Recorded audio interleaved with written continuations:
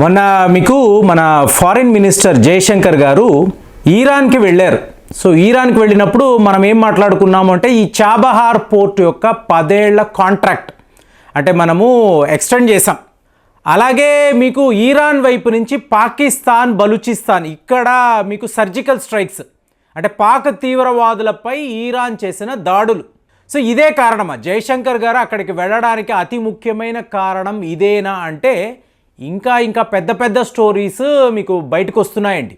ఇప్పుడు రష్యా వాళ్ళు ఏకంగా భారత్ కోసము 164 కిలోమీటర్లు ఒక రైల్వే మార్గాన్ని నిర్మిస్తున్నారు అని చెప్పి వార్త.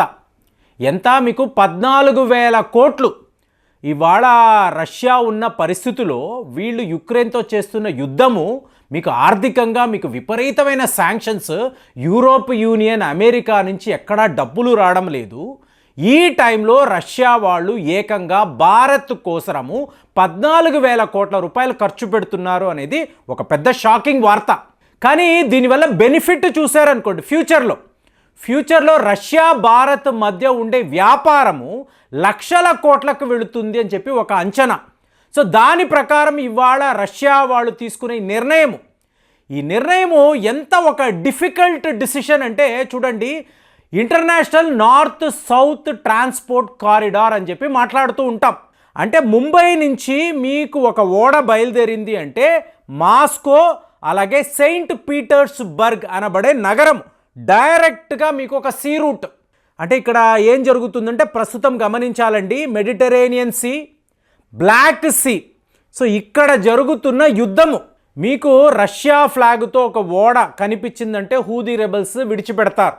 చైనా వాడి ఒక ఓడ, భారత్ ఓడలు, అంటే ఈ 3 దేశాలకు సంబంధించిన వాణిజ్య ఓడలు మీకు ఈ రూట్లో వెళితే Suez canal, red sea, black sea దాటి వెళితే ఎవరు ఏమీ చేయడం లేదు, ముఖ్యంగా ఈ హూదీ రెబల్స్. కానీ అదే వెస్టర్న్ కంట్రీస్కి సంబంధించిన ఒక కార్గో షిప్ అటు కనిపిస్తే ఇమీడియట్ అటాక్స్ అండి. దాంతో కొన్ని దేశాలు ఏం చేస్తున్నారో చెప్పమంటారా, రష్యా ఫ్లాగ్ను పెట్టుకుంటున్నారు, ఇండియా యొక్క ఫ్లాగ్ను చూపిస్తున్నారు. ఇక్కడ ఏం జరిగిందంటే హూదీ రెబల్స్ ఈ 3 దేశాలు రష్యా, భారత్, చైనా ఓడలు మాకు ఓకే, ఎందుకంటే ఇరాన్ యొక్క ప్రాక్సీసే వీళ్ళు. ఇరాన్కి 3 దేశాలు కూడా చాలా అత్యంత సన్నిహితులు కాబట్టి మన ఓడల మీద ఎటువంటి దాడులు ఉండవు. కానీ ఇలాంటి ట్రిక్కులు చేస్తున్నప్పుడు ఇప్పుడు ఇజ్రాయెల్ నుంచి భారత్కి ఒక ఓడ వస్తుందండి, వీళ్ళు భారత్ ఫ్లాగ్ని పెట్టుకుంటే వాళ్ళు ఒప్పుకోవడం లేదు. ఇజ్రాయెల్ మా శత్రువు, ఇజ్రాయెల్ యొక్క ఫ్లాగ్ కనిపిస్తే ఇమీడియట్గా మేము దాడులు చేస్తాము. ఇజ్రాయెల్ నుంచి భారత్కు ఒక ఓడ వచ్చినా కూడా మోరోవర్ హూదీ రెబల్స్కి భారత్ మీద కూడా కోపం అండి. ఎందుకు అంటే ఒక రెడ్ సీ అనండి లేదా బ్లాక్ సీ అనండి, ఇంకా మెడిటరేనియన్ సీ, ఇక్కడ నుంచి సూజ్ కెనాల్ దాకా ఒక ఓడ వస్తుంది.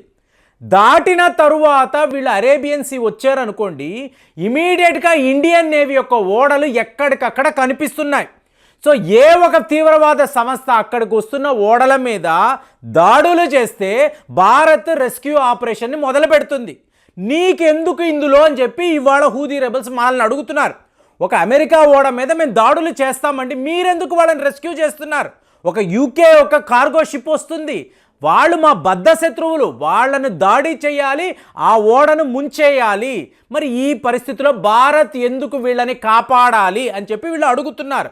మనమేమంటున్నాము, అరేబియన్ సీ అంటే మా కంట్రోల్లో ఉండే సముద్ర జలాలు, 2,200 కిలోమీటర్లు, ఎక్కడ ఎటువంటి ఆపద వచ్చినా, ఎటువంటి యాక్సిడెంట్లు, ఇలాంటి దాడులు జరిగినా కాపాడే బాధ్యత భారత్దే అని చెప్పి మనం క్లియర్గా చెప్తున్నాం. మనకు ఎవరూ మిత్రులు లేరు, ఎవరూ శత్రువులు లేరు, అందరూ కూడా మనకు సమానమే, ఇది మనం మాట్లాడుతున్నాం.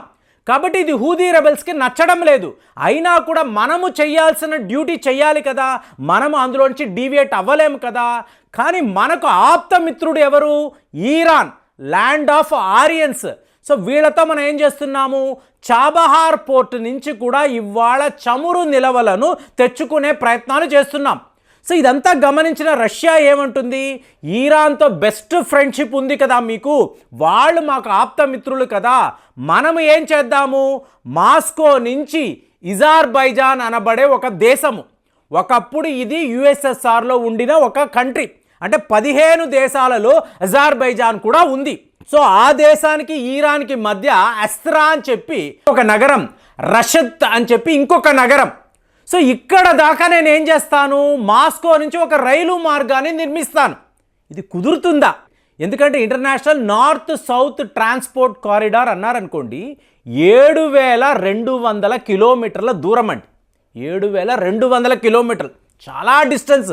అంటే ముంబై నుంచి ఏకంగా మాస్కో దాకా మధ్యలో 10 దేశాలు ఉంటాయి. సో వీళ్ళనంతా కలుపుతూ మల్టీ మోడల్ ట్రాన్స్పోర్ట్, ఇది ఒక ఓడ అవ్వచ్చు, ఒక ట్రైన్ అవ్వచ్చు, విమానం అవ్వచ్చు, లేదా రోడ్డు మార్గం, హైవే మార్గం అవ్వచ్చు. ఎలాగైనా సరే భారత్ను రష్యాను కలపాలి, ఇదే టార్గెట్, ఇదే ఫోకస్. సో ఈ మార్గంలో ఏమిటి అంటే మనము సీ రూట్ గురించి మాట్లాడాం. ఇవాళ ఏం మాట్లాడుతున్నాం మనము?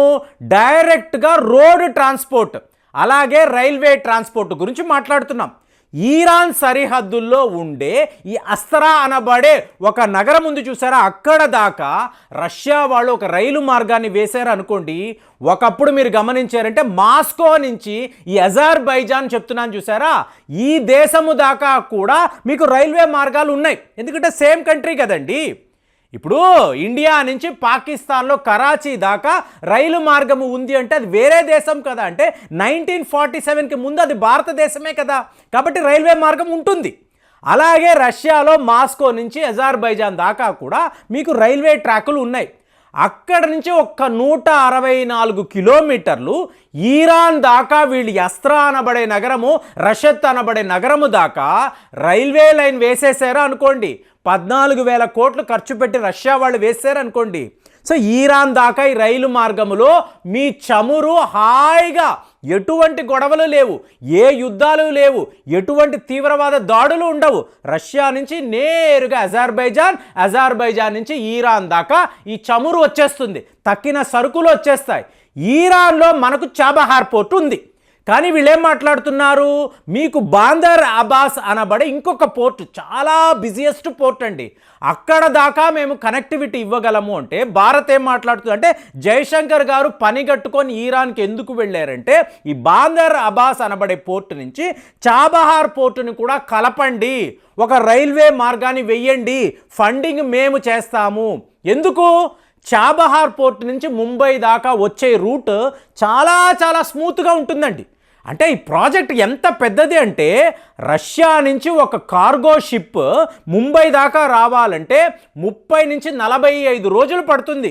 ఇవాళ ఈ సీ రూట్, ఈ రైల్వే లైన్ రెడీ అయిందనుకోండి, 10 రోజుల్లో మీకు ముంబై దాకా రష్యా వాళ్ళ కార్గో వచ్చేస్తుంది. Just 10 days. అంటే 30% మీకు కాస్ట్ అనేది మిగులుతుంది, 40% ఈ రూట్ అనేది చూసారా తగ్గిపోతుంది. సో దీంతో భారత్కి రష్యాకు చాలా పెద్ద అడ్వాంటేజ్. అంటే ఒక ప్యారలల్ వరల్డ్ని ఇవాళ రష్యా, ఇరాన్, భారత్ కలిసి నిర్మిస్తున్నారు అనే దాంట్లో ఎటువంటి సందేహము లేదు. Western countries, America, British empire, వీళ్ళ ఆధిపత్యము ఒకవైపు పెడితే ఇవాళ మనం ఒక ప్యారలల్ వరల్డ్ని క్రియేట్ చేస్తున్నాం. దీనివల్ల భారత్కి హ్యూజ్ బెనిఫిట్స్. ఇలాగ Iran, central Asia, middle east countries వీళ్ళందరూ కూడా విపరీతంగా లాభాల బాటలో ఉంటారండి. చిన్న చిన్న దేశాలు, ఆఫ్ఘనిస్తాన్, తజికిస్తాన్, మీకు తుర్కిమెనిస్తాన్, కజాఖ్స్తాన్, ఇలాంటి దేశాలు కూడా భారత్ మీద ఆధారపడే దేశాలు, మనం ఇస్తున్న సరుకుల మీద ఆధారపడేవాళ్ళు. వాళ్ళకి మనం చాబహార్ పోర్ట్ నుంచి చాలా చాలా ఈజీగా మన సరుకులు అనండి, ఆయిల్స్ అనండి, ఎనర్జీ అనండి, వీటిని అంతా కూడా సప్లై చేయగలము. ఇలాగా అటువైపు ఒక ప్రపంచము, ఇవాళ కొత్త ఒక ప్రపంచాన్ని రష్యా, భారత్ కలిసి నిర్మిస్తున్నారు అనేదే ఈ ప్రాజెక్ట్ యొక్క అతి ముఖ్యమైన ఒక నిర్ణయం. 164 కిలోమీటర్లే కదా అని అనుకోవడానికి లేదండి. ఇది రేపు చరిత్రను మార్చే ఒక డిసిషన్ భారత్, రష్యా, ఇరాన్ సెంట్రిక్గా తీసుకోవడం అనేది గొప్ప విషయము. మరి దీన్ని మీరు ఎలా చూస్తున్నారో కామెంట్స్లో రాయండి. మళ్ళీ వచ్చే వీడియోలో కలుద్దాం. జై హింద్.